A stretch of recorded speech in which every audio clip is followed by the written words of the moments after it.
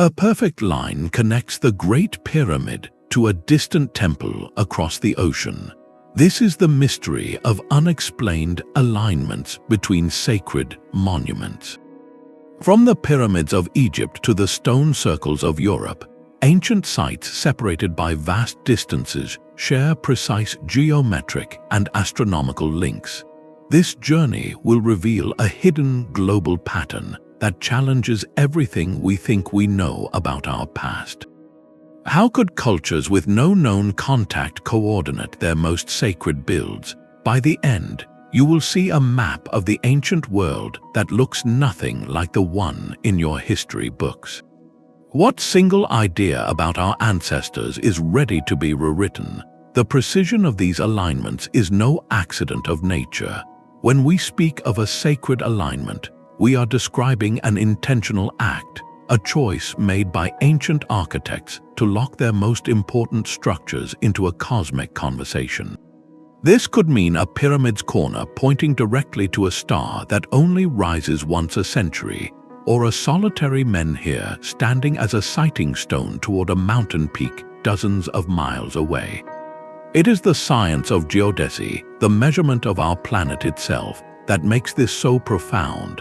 How did cultures separated by oceans and millennia seemingly use the same complex understanding of the Earth's shape to place their monuments? They were not just building toward the sky, they were weaving a vast, invisible web across the globe, connecting sacred points into a pattern that we are only now beginning to trace.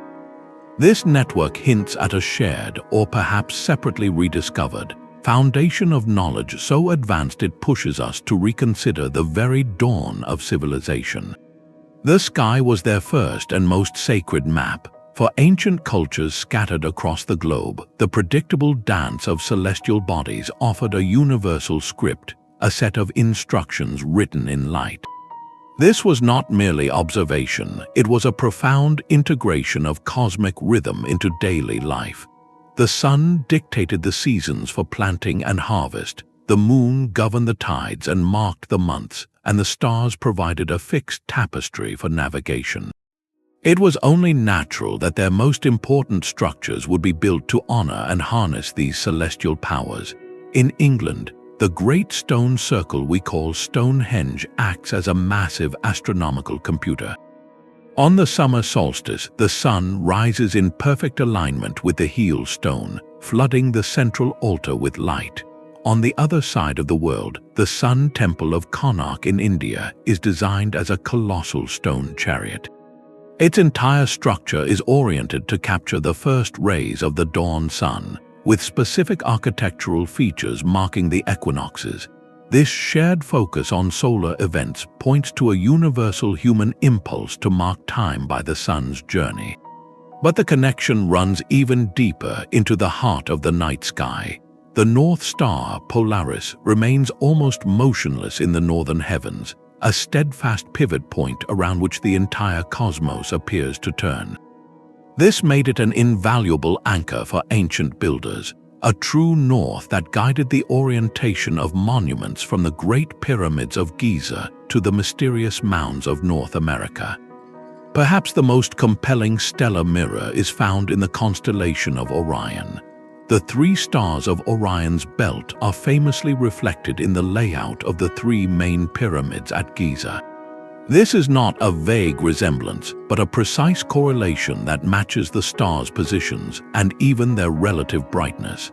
How could cultures with no apparent contact independently arrive at the same complex idea of mapping specific constellations onto their sacred geography? This points toward a startling possibility. Were these separate discoveries of universal cosmic laws, or fragments of a much older, shared tradition of sky watchers, a forgotten global heritage etched in stone and aligned with the stars? The clues do not stop at single constellations. This architectural echo across continents is one of history's greatest riddles. Separated by the vast expanse of the Atlantic Ocean, the Giza Plateau in Egypt and the city of Teotihuacan in Mexico seem to speak the same silent language of stone. Look at the core layout of each sacred city. In Egypt, the pyramids of Khufu, Khafre, and Menkaure stand in their iconic formation. In Mexico, the Pyramid of the Sun, the Pyramid of the Moon, and the Temple of Quetzalcoatl create a remarkably similar triangular pattern on the landscape. This is more than a vague visual similarity. Both of these grand complexes are aligned to the cardinal directions with an accuracy that stuns modern surveyors. Their north-south and east-west axes are off by only a tiny fraction of a degree, a feat that would be challenging to replicate even with today's technology. How could two cultures, blossoming thousands of years and thousands of miles apart, achieve such identical and precise geographical orientation?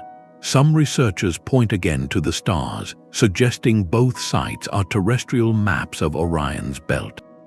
This theory proposes that the three pyramids at Giza and the three main structures at Teotihuacan each correspond to the three bright stars in the Hunter's constellation.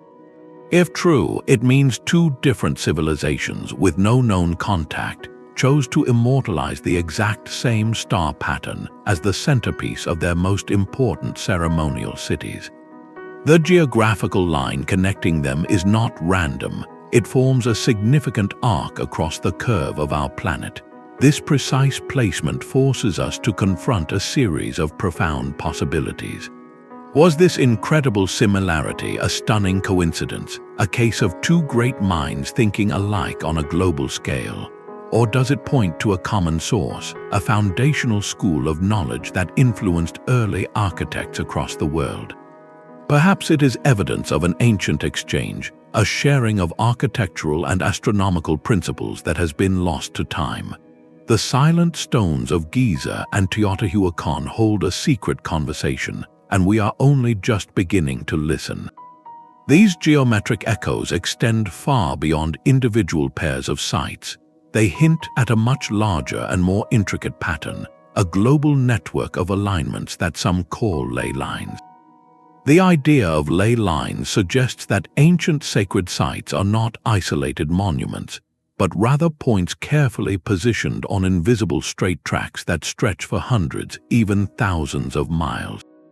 When you plot the locations of the Great Pyramid, Stonehenge, and the sprawling temples of Angkor Wat on a globe, a fascinating pattern emerges.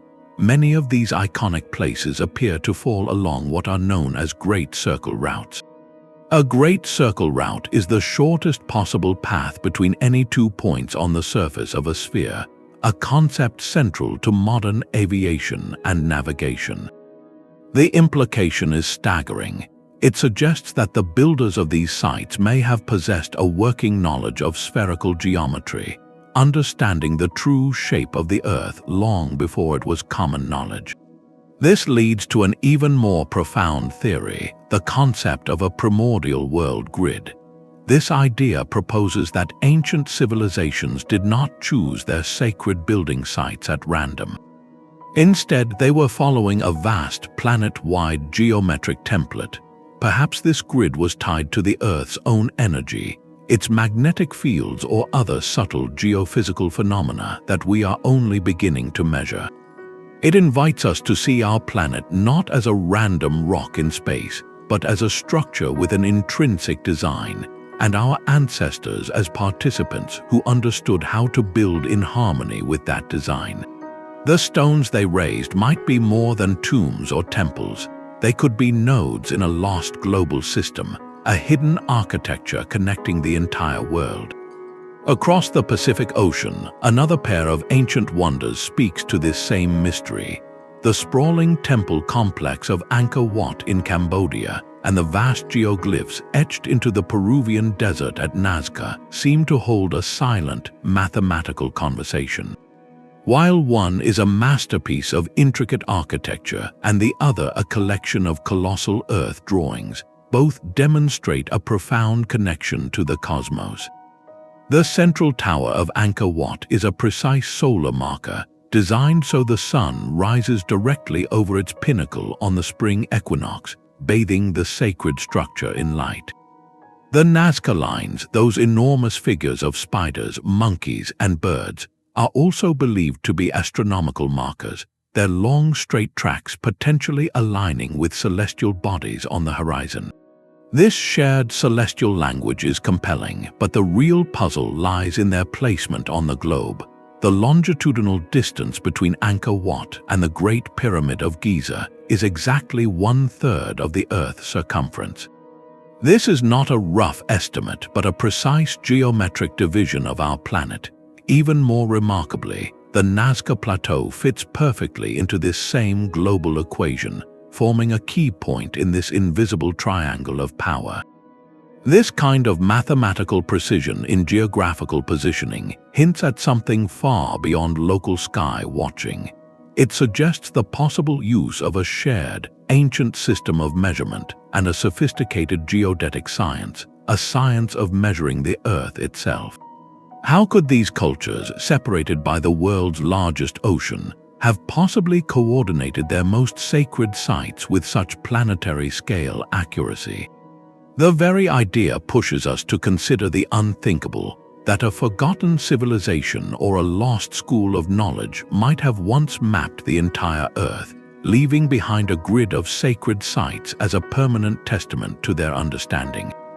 These mathematical constants whisper from the stonework of monuments an ocean apart. The golden ratio, a number approximately equal to 1.618, is a fundamental proportion celebrated for its unique properties of balance and beauty. We find it meticulously integrated into the design of the Parthenon in Greece, where it governs the perfect relationship between the width and height of its facade. This same ratio appears in the very dimensions of the Great Pyramid of Giza. The pyramid's height stands in a precise golden ratio relationship to half the perimeter of its base. This is not a coincidence found in just one structure. The mathematical constant pi, the ratio of a circle's circumference to its diameter, is also encoded within the Great Pyramid's geometry. The pyramid's perimeter divided by twice its height yields a value remarkably close to pi. What does this mean? These were not random aesthetic decisions. The builders were embedding the universe's core operating principles into their architecture. These ratios are not human inventions, they are universal discoveries. You can see the golden ratio in the elegant spiral of a nautilus shell, the unfurling pattern of a fern, and even the arrangement of seeds in the center of a sunflower. These shapes and patterns represent the most efficient and harmonious ways for energy and life to express themselves. The profound implication is that cultures separated by vast distances were all independently recognizing and applying these same natural laws. They were tapping into the very mathematical fabric of reality, using stone and mortar to reflect a cosmic order. This points to something deeper than shared knowledge. It hints at a shared human intuition for the fundamental language of creation, a sacred geometry that binds the cosmos from the smallest shell to the grandest pyramid.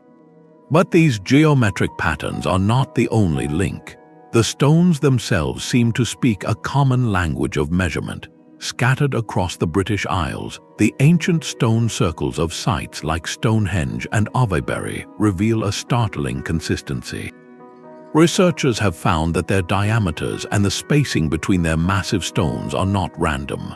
They appear to be based on a precise unit of length, now known as the megalithic yard, measuring about 2.72 feet.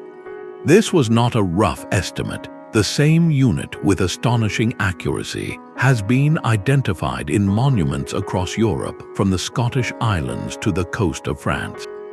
The mystery deepens when we cross the Atlantic. The same fundamental measurement seems to be encoded within the pyramids of the Maya and the temples of ancient Mexico.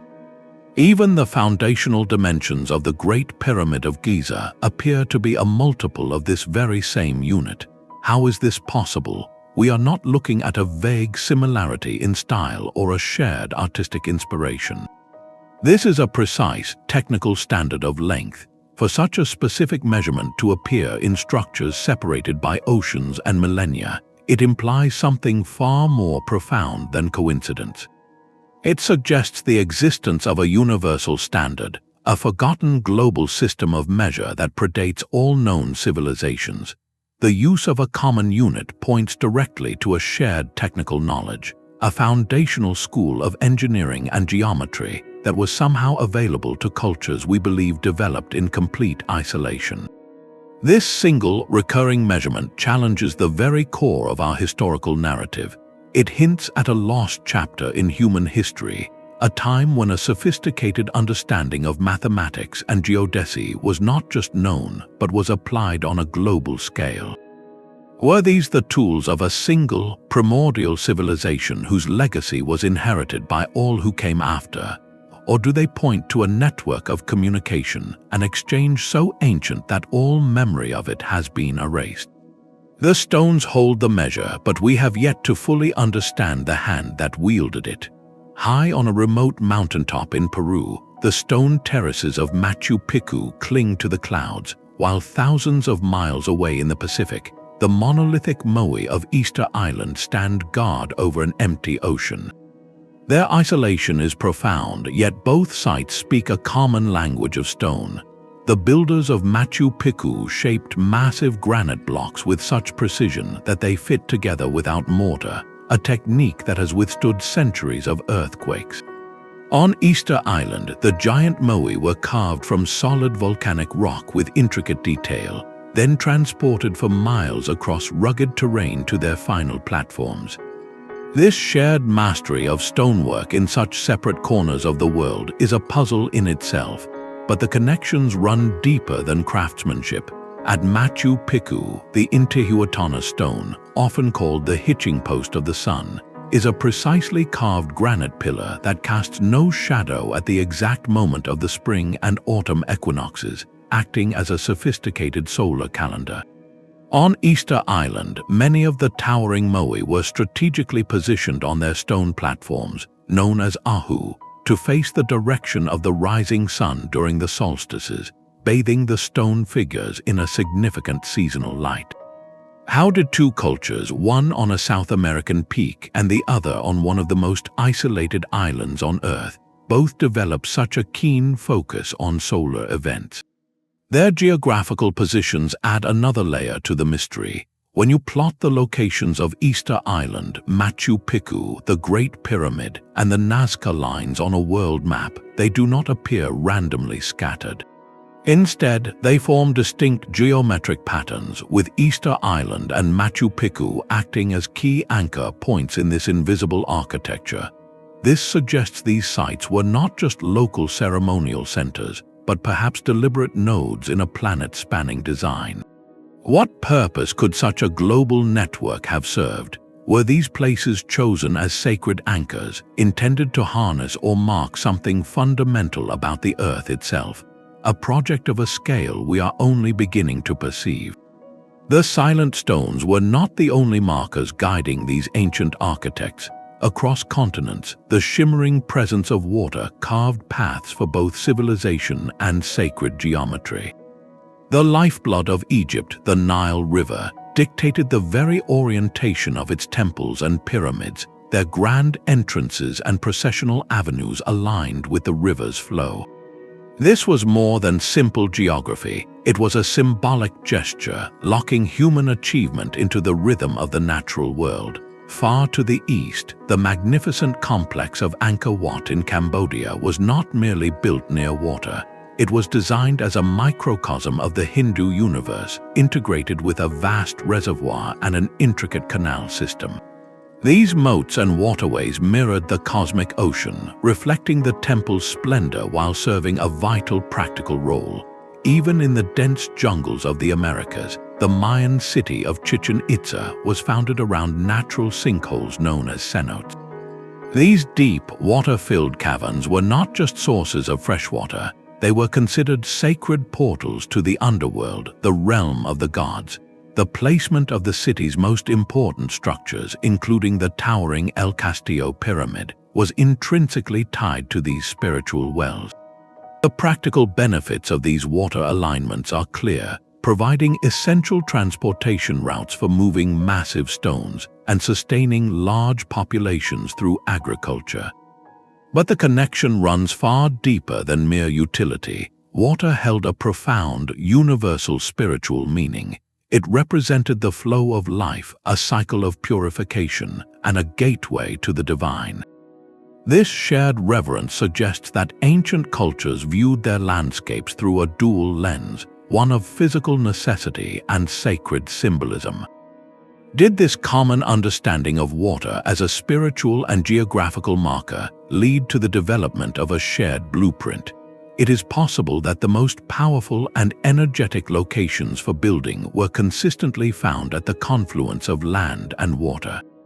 These sites, whether along the Nile, the Mekong, or hidden in the Yucatan, may have been nodes on a much older network, discovered and sanctified by cultures separated by time and ocean, yet united by their fundamental relationship with the planet's lifeblood. Our planet holds a secret rhythm, a slow and majestic wobble that takes 26,000 years to complete just a single cycle. This is the precession of the equinoxes, a cosmic clock where the hour hand moves not in minutes but in millennia. Over this vast span of time, the Earth's axis traces a slow circle in the void, causing the entire star field above us to drift imperceptibly from one age to the next. The constellations that were once dominant in the night sky slowly surrender their place to others. The profound implication is that the sky our ancestors saw was not the same sky we see today, and the builders of ancient monuments seem to have known this. They were not just marking the sun's daily path or the moon's monthly cycle. They were calibrating their most enduring structures to this grandest of all celestial clocks. The Great Sphinx of Giza, that colossal lion-bodied guardian of the plateau, offers one of the most compelling clues. Some researchers propose that its gaze was not fixed on a random point on the horizon. They suggest it was precisely aligned to face the constellation of Leo as it rose at the dawn of the spring equinox, but not in the era of the pharaohs we typically associate with its construction. This alignment would have been perfect in an age far more remote, around 10,500 years before the Common Era. If this theory holds, it means the builders possessed a knowledge of astronomy so deep that they could calculate the slow precessional drift of the stars. They were not merely building for their own time. They were constructing a marker for an epoch thousands of years in their future, a stone message intended for an audience they would never know. What kind of civilization plans on such a scale? What profound understanding of time and our place in the cosmos could inspire such a long-term project? This is not simple sun worship. This is a legacy carved in stone, a deliberate attempt to lock a specific moment of celestial time into the very geography of our world, challenging everything we assume about the horizons of ancient thought. The sheer scale of these solar temples speaks to a dedication spanning lifetimes. In the green plains of England, the great stones of Stonehenge were raised, rearranged, and perfected over more than 1,000 years. Across the sea, in the heart of ancient Egypt, the Temple of Carnac was not a single project but a living entity, with each pharaoh adding a new pylon, court, or obelisk across 2 millennia. This was not a fleeting interest, it was a multi-generational covenant between a culture and the cosmos, a promise carved in stone to faithfully record the sun's journey. At Stonehenge, the entire monument is a celestial clock. On the longest day of the year, the summer solstice, the sun's first ray climbs directly over the heel stone, a solitary sentinel placed hundreds of feet from the circle, and shoots a beam of light into the very center of the ritual space. In Egypt, the approach is reversed, yet the principle is identical. The Carnac complex is aligned so that on the winter solstice, the shortest day of the year, the rising sun travels perfectly down its main axis, illuminating the inner sanctuary after its long journey through the night. One marks the sun at its peak of power, the other welcomes its return from the depths of darkness. How do we explain this parallel development of such complex solar observatories? It points to something fundamental in the human spirit, a universal impulse to find order in the heavens and to build monuments that reflect that cosmic order. The sun was not just a god or a light source. It was the ultimate timekeeper, the guarantor of seasons, harvests, and life itself. This shared reverence for its cycle, expressed through such monumental and precise architecture, suggests that these cultures, despite their separation, were asking the same profound questions and using the same language of stone and alignment to seek the answers. The serpent slithers through the mythologies of the world, a silent guardian of cosmic secrets. In the ancient city of Chichen Itza, the Great Pyramid known as El Castillo becomes a stage for this symbolic dance. On the spring and autumn equinoxes, the setting sun casts a series of triangular shadows along the northern staircase. These shadows connect with stone serpent heads at the base, creating the stunning illusion of a feathered serpent, the god Quetzalcoatl, descending from the heavens to the earth. This was not a random artistic flourish. It was a precise astronomical event, a moment where architecture, light, and celestial timing merged to bring a deity to life.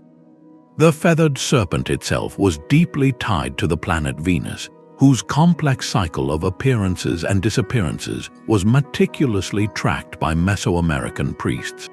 This connection between a serpentine form and a celestial body finds a powerful echo thousands of miles away.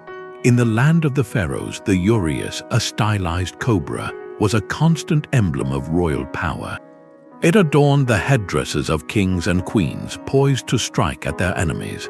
More than just a symbol of protection, the uraeus was intimately linked to the sun god Ra, the supreme deity who traveled the sky each day. The cobra represented the fiery eye of Ra, a source of both destructive heat and life-giving warmth. How do we explain this recurring partnership between the serpent and the sun, from the pyramids of the Yucatan to the banks of the Nile? It seems to be a universal archetype, a symbol buried deep in the human psyche. The serpent, with its ability to shed its skin, was a powerful emblem of death and rebirth, of renewal. The sun, which dies each night and is reborn each dawn, follows the same eternal cycle. By linking the two, ancient cultures were expressing a profound understanding of cosmic energy, the invisible forces of creation and destruction that govern the universe. This shared symbolic language suggests they were not just building to mark the stars, but to participate in a cosmic drama, using their monuments to channel the very energies of life and renewal that the serpent and the sun so perfectly represented. The idea of a lost world has captivated humanity for centuries, and it is here that our mystery of alignments finds its most dramatic interpretation. The ancient philosopher Plato first told the story of Atlantis, a powerful island nation with advanced knowledge and technology that sank into the ocean in a single day and night. For proponents of this theory, the uncanny geometric and astronomical precision shared by monuments across the globe is not a series of coincidences. It is the scattered legacy of this precursor culture, a sophisticated seafaring people who mapped the world and planted the seeds of sacred knowledge on distant shores before their civilization was lost to the sea. This would explain how the same complex understanding of geodesy, the same unit of measurement, and the same celestial alignments could appear in Egypt, Mexico, Cambodia, and England, built by cultures separated by thousands of years. The hypothesis suggests these were not independent discoveries, but the fragmented inheritance of a single, global source.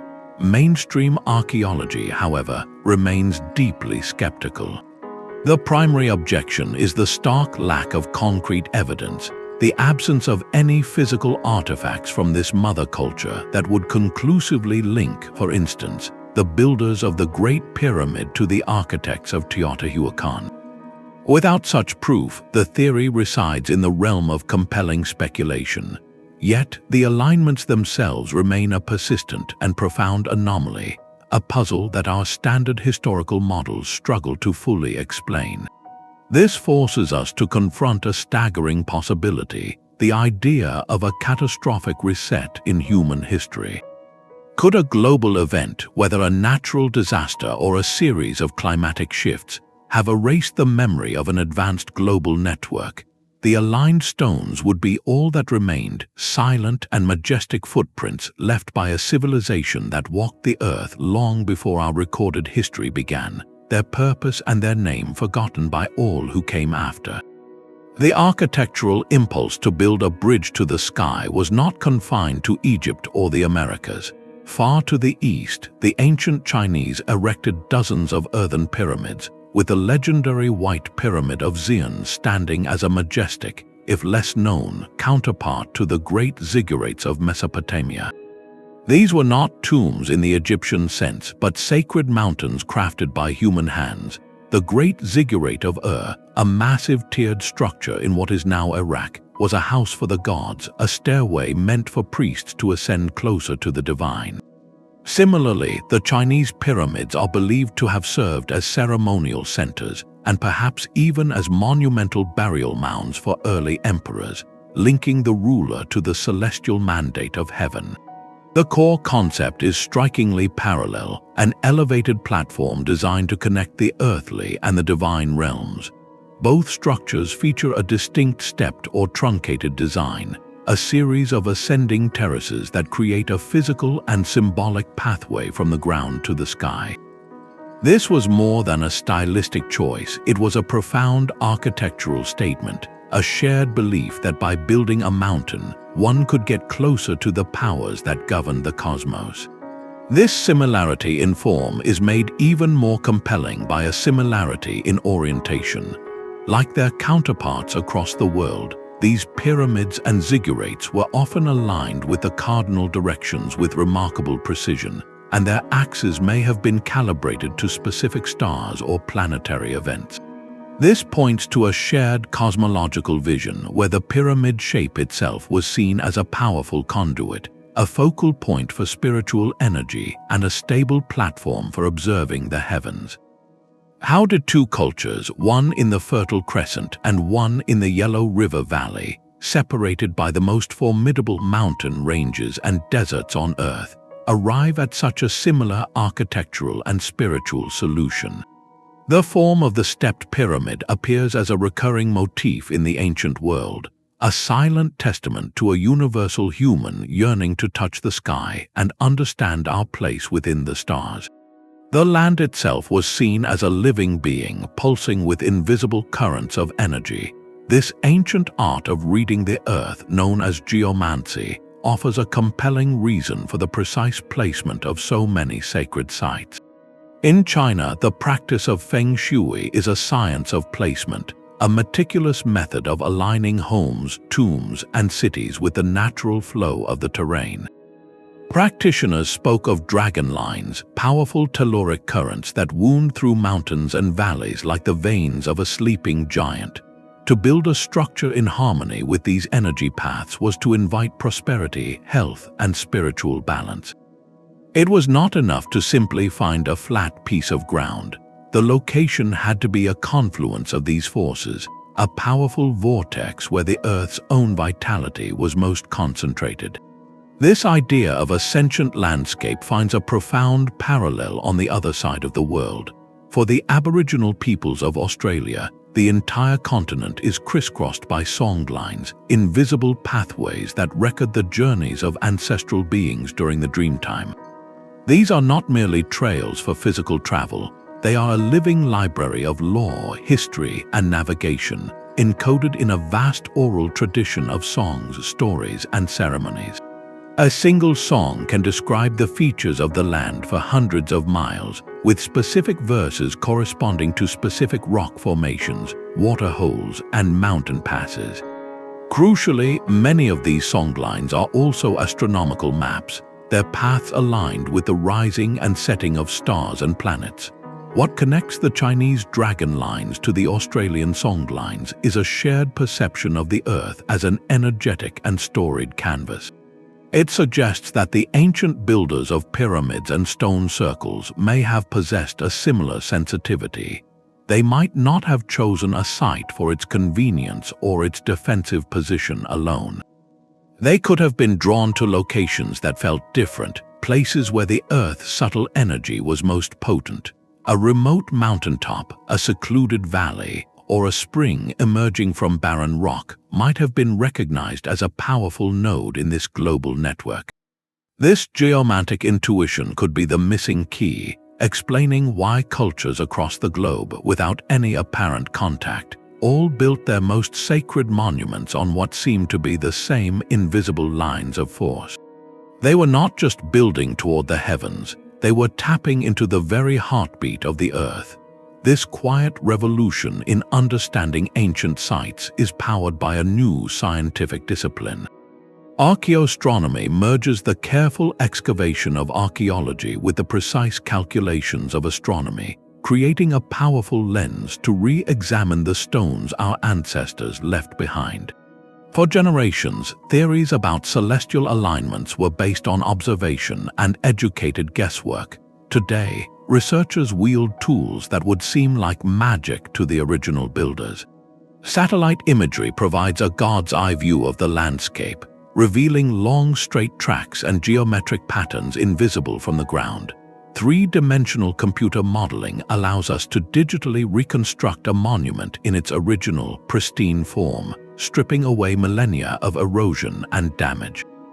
Most importantly, we can now use incredibly precise GPS coordinates to plot the exact position and orientation of a single standing stone or a pyramid's corner to within a fraction of an inch.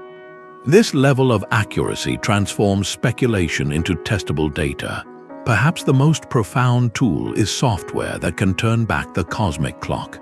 By accounting for the Earth's slow precessional wobble, astronomers can recreate the exact night sky that would have been visible from a specific location on any given date, even 10,000 years in the past. We can now stand digitally within the stone circle at Stonehenge and watch the stars rise on a summer solstice in 2500 before the Common Era. This allows us to ask a direct question: did a certain corridor or window frame a specific star at a significant time of year? The results of this rigorous investigation are both validating and humbling. Many long-held theories about solstice and equinox alignments have been scientifically confirmed, proving beyond doubt that ancient cultures were sophisticated celestial observers. The winter solstice sunrise at Newgrange in Ireland, for instance, is now a verified, breathtaking event, with a shaft of light penetrating deep into the inner chamber, just as it was designed to do. Yet, this same scientific process has also debunked other popular alignments, separating compelling cosmic connections from mere coincidence. This is not about dismissing the mystery, but about building a stronger, more credible foundation for our awe. By applying this scientific rigor, we are not taking the magic away from these ancient sites. We are beginning to understand the true depth of the magic their creators knew, confirming that their incredible achievements were not mythical, but the product of a profound and carefully honed relationship with the cosmos. The silent stones of Carnac stretch for miles across the French countryside, a sprawling forest of granite sentinels standing in eerie, parallel rows. Their sheer number is staggering, thousands of megaliths arranged with a purpose that modern science can only guess at. While some see them as a vast astronomical calendar aligned to the moon and sun, their true function remains one of Europe's most enduring enigmas. Far across the Atlantic, another mystery lies submerged in the clear Bahamian waters. The Bimini Road is a long, linear formation of massive, rectangular limestone blocks that appear to be laid out like a sunken roadway or a collapsed wall. To the casual observer, its straight edges and right angles seem unmistakably artificial, a haunting echo of human hands. The official explanation points to a rare geological process, a natural fracture pattern in the beach rock. Yet the formation's perfect linearity continues to fuel debate, drawing connections to a past that many feel has been lost to the sea. What links a field of standing stones in France to a potential road at the bottom of the ocean? Both sites are deeply entwined with the most captivating legends of lost continents, from the sunken world of Atlantis to the Celtic myths of a land swallowed by the waves. This is more than just romantic speculation. It invites a profound shift in perspective, asking us to consider the vast, unknown chapters of human history that are now underwater. At the end of the last ice age, as glaciers melted and sea levels rose hundreds of feet, countless coastal settlements and sacred sites would have been completely inundated. The coastlines of our world today are not the coastlines our ancient ancestors knew. What if the Carnac alignments were not an isolated inland project, but one terminal of a much larger system, with its counterpart now submerged off the coast of Bimini? This theory suggests these sites are surviving fragments of an ancient maritime culture, a seafaring people who built along shores that have long since vanished beneath the waves. The stones we find today, whether on land or just offshore, might be the scattered high points of a drowned world, the enduring markers of a lost coastal network that once connected continents. How much of our true ancient heritage is hidden there, lying in the silent, sunken dark, waiting to rewrite our story? Long before the written word, humanity's greatest knowledge lived in the breath of its storytellers. The intricate patterns of the stars and the precise locations of sacred sites were not stored in libraries, but woven into the very fabric of myth and song. The Aboriginal peoples of Australia navigated their entire continent using songlines, epic tales of the dreamtime that describe geographical features and celestial events in perfect poetic detail. A single verse might correspond to a specific waterhole, while the next would mark the rising point of a star, creating a living map sung into existence. Similarly, the Norse sagas and Native American legends are filled with precise descriptions of landmarks and cosmic cycles, all disguised as the adventures of gods and heroes. These were not just entertaining fables, they were sophisticated mnemonic devices designed to preserve critical information across countless generations. The rhythm, rhyme, and narrative structure of an epic poem made it easier to memorize and transmit complex data about the land and the sky without a single error. The purpose of a stone circle, the alignment of a temple to a solstice sunrise, the very reason for building in a specific, energetically potent location, all of this vital knowledge could be carried in a story. This explains how the blueprint for a global network of sites could survive for millennia, passed from elder to child in a continuous, unbroken chain of whispered wisdom. Perhaps the most compelling evidence for this shared oral history is the global recurrence of certain core myths. Cultures separated by oceans, from the Mesopotamians to the Maya, all tell a version of a great flood. The symbol of the world tree, an axis connecting the underworld, the earth, and the heavens, appears in Norse cosmology as Yggdrasil and in Siberian shamanism as the tree of life. Are these mere coincidences of the human imagination, or could they be the fragmented, localized memories of a much older, common understanding of the world? These universal stories of creation, destruction, and cosmic order suggest that our ancestors were not starting from scratch. They were inheriting a deep, symbolic language, a way of seeing the world that was already ancient when the first pyramids were raised. The myths we dismiss as simple folklore may be the last surviving echoes of a lost global heritage, a testament to a time when all of humanity sang from the same sacred songbook. Our planet's own skin may hold the final piece of this puzzle. Some researchers propose a startling idea that the entire Earth's crust has, at times, shifted as a single solid shell, dramatically relocating continents and poles in a geological instant. This concept, known as crustal displacement, suggests that the geographic North and South poles have not always been where they are today. Imagine a world where the frozen Arctic was once positioned over what is now a temperate landscape. If such a catastrophic event occurred, it would mean that every ancient monument on Earth was originally built under a different sky, oriented toward a different north. This theory offers a radical solution to one of the most persistent riddles: why some of the world's oldest structures appear slightly misaligned when measured against our modern cardinal directions. The Great Pyramid of Giza, for instance, is aligned to true north with almost impossible precision, yet it is off by a tiny but telling fraction of a degree. Other sites around the globe show similar, consistent deviations. Could these minute errors actually be perfect alignments frozen in time, capturing the precise orientation of a former world axis? If the crust shifted even a few degrees, it would mean the pyramid's builders were not looking at our North Star, Polaris, but at a completely different celestial anchor, a star like Thuban in the constellation Draco, which held the pole position in a much earlier epoch. This reframes the entire mystery. The global network of aligned sites we have been tracing would not be a static map, but a moving snapshot. The Great Circle routes connecting Giza to Teotihuacan or Angkor Wat to Nazca would represent a geography from a lost age, a planetary grid designed for an Earth that no longer exists. Deciphering the intentions of the ancient architects then becomes an even greater challenge. We are not just trying to understand their astronomy, we are trying to reconstruct their entire world, a world that literally turned on a different axis.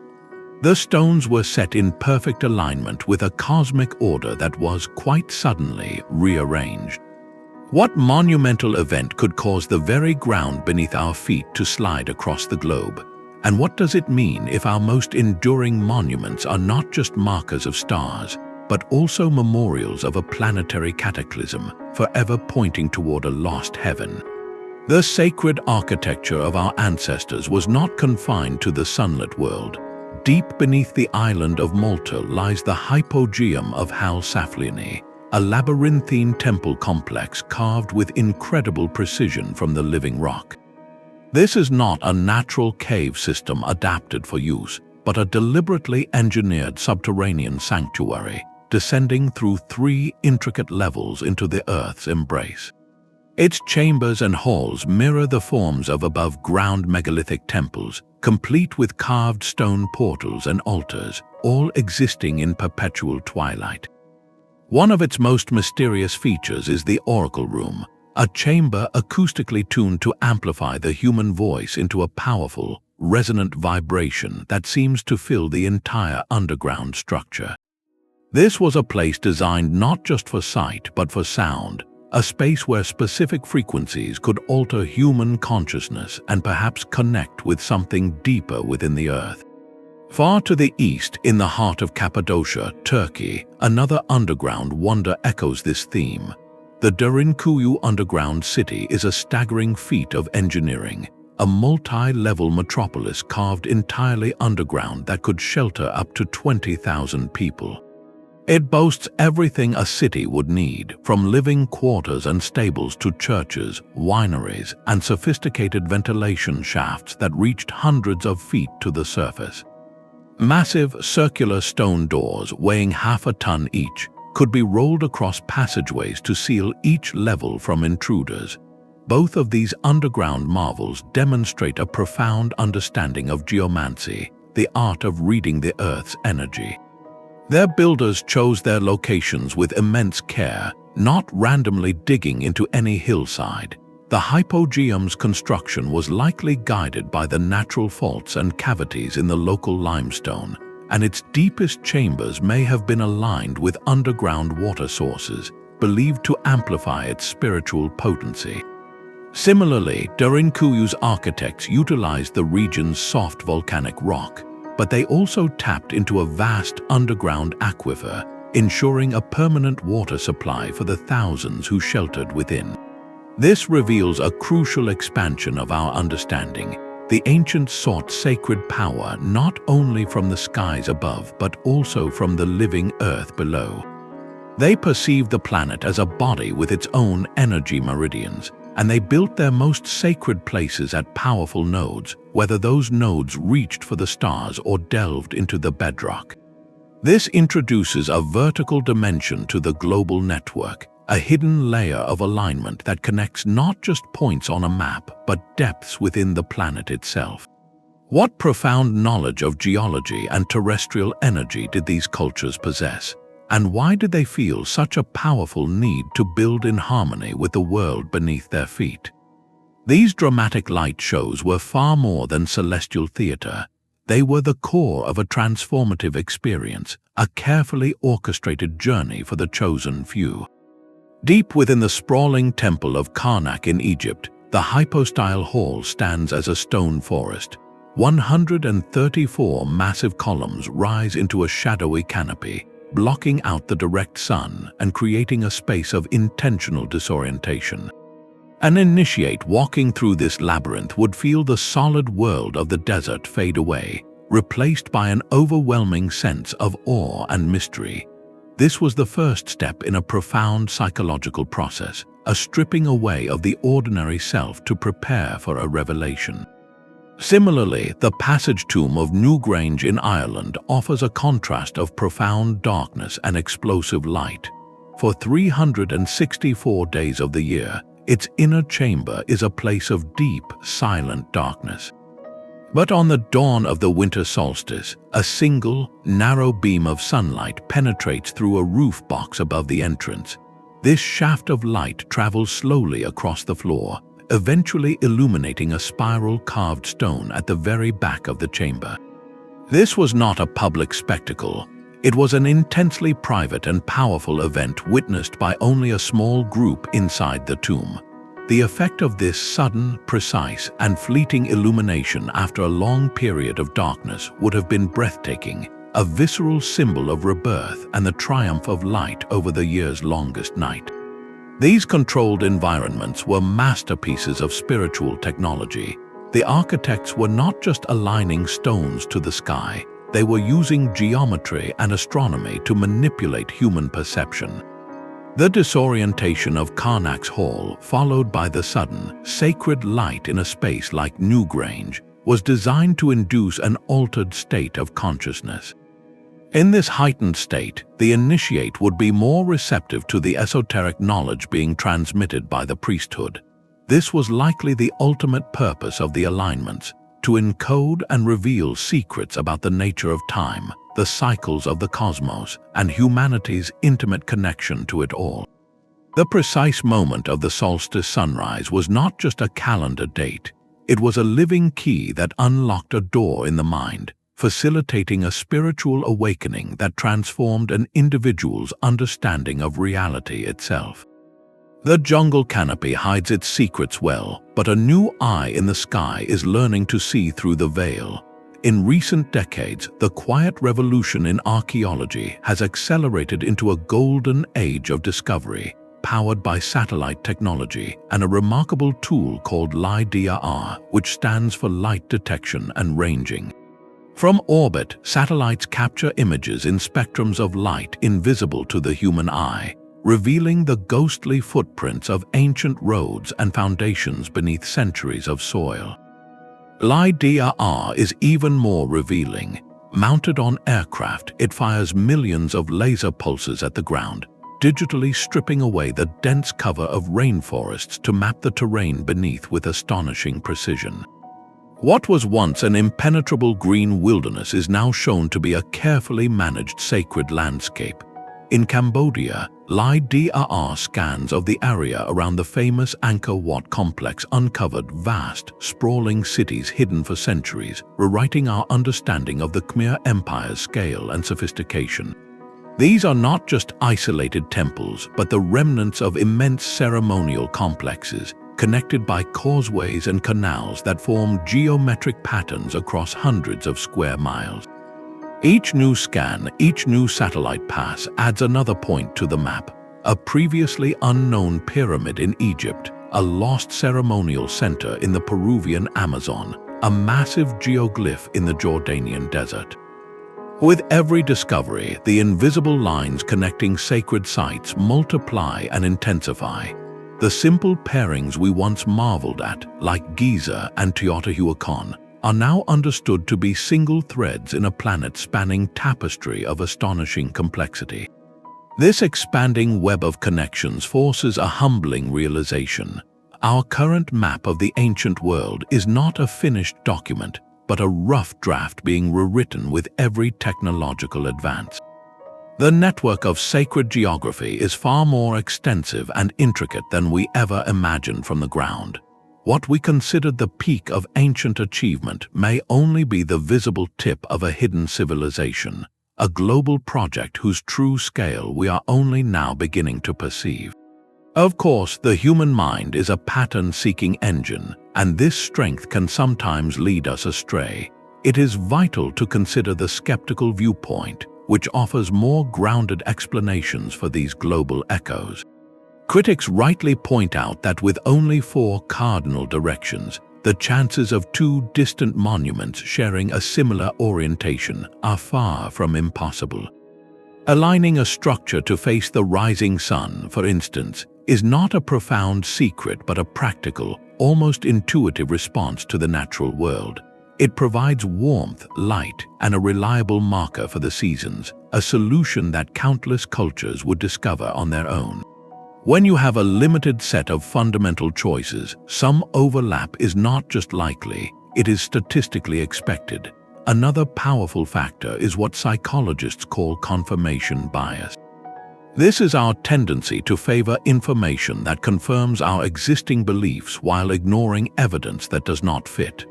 A researcher captivated by the idea of a lost global civilization might unconsciously give more weight to an alignment that fits the theory and dismiss a dozen others that do not.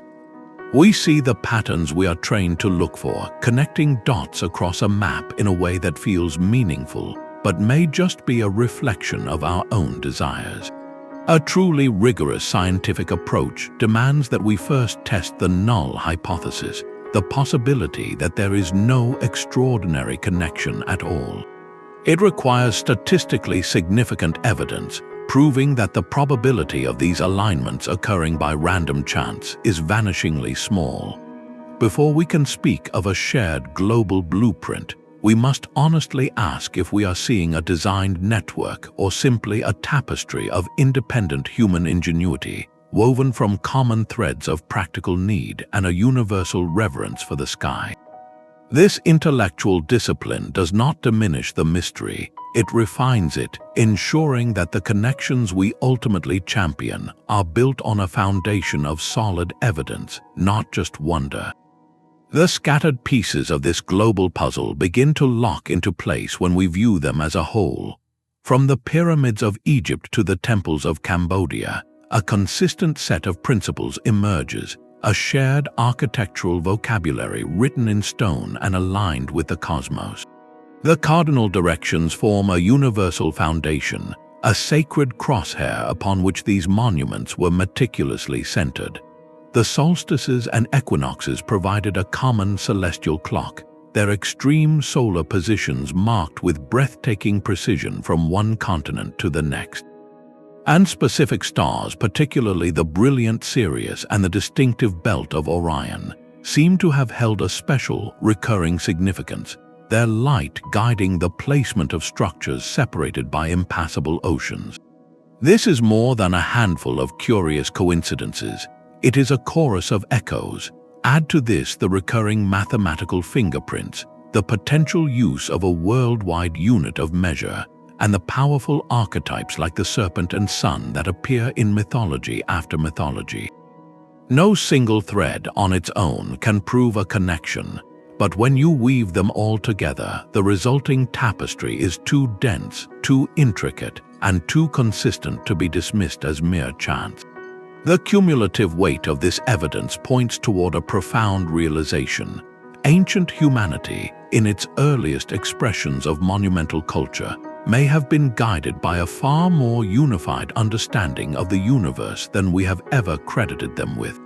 Whether through a lost connection, a shared ancestral memory, or a simultaneous discovery of cosmic laws, these cultures were speaking the same silent language.